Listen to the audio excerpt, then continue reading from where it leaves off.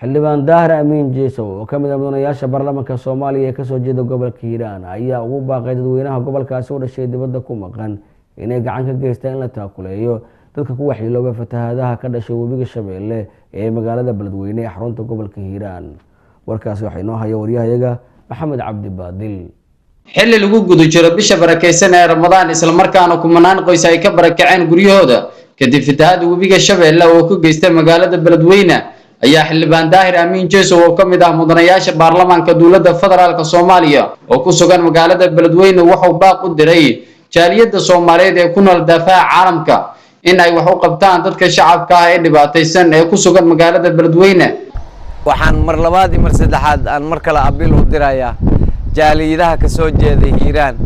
ee ku nool caalamka inay Hiiraan soo taakuleeyaan walaalaha kale ee muxsiniinta ah ee Ilaahay hanti siin inay Hiiraan soo taakuleeyaan dawlad goboleedyada ruuxooda ilaa ay hadda wax laga mahaayo waa inay soo caawiyaan maanta maalin ahaynay dawlad goboleedyada iyagana dhibaato ay ku dhici doontaa Hiiraanna ay ka mid ahayd deeq bixiyaasha waa inaan ogaanaa waa inayna qudsareed noqonin wixii lagu kaalmeeyay Hiiraan waa inayna wax qarsan ay noqonin oo wax waadax ay noqdaan Hiiraan abaal waa gashaa waana loo galaa waana guddaa wixii maanta hoos lagu dhiibo oo gacan hoos lagu dhiibo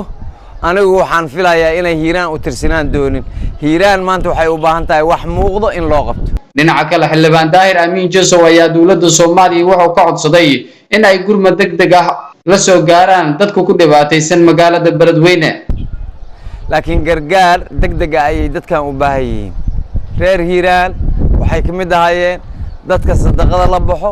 dadka kaalmeeyo ayay ka mid ahaayeen maanta ayaga kaalmo u baahan dhammaan hay'adaha kuwa caalamiga ah iyo kuwa localka ah waa inay Beledweyne mudnaanta koowaad ay soo siiyaan dawladda federaalka ee aniga aan ka mid ka ahay ilaa iyo hadda wax qabadkeeda aadan u dhaliilsanahay ma arko wax qabad muuqdo oo ay sameysay yabaha badan la sameeyay guddiga gurmadka dadaal badan oo sameeyay dawladda federaalka ee lacag ku yaboohday wixiiba mana soo gaarin anaga ilaa iyo hadda ma hayno marka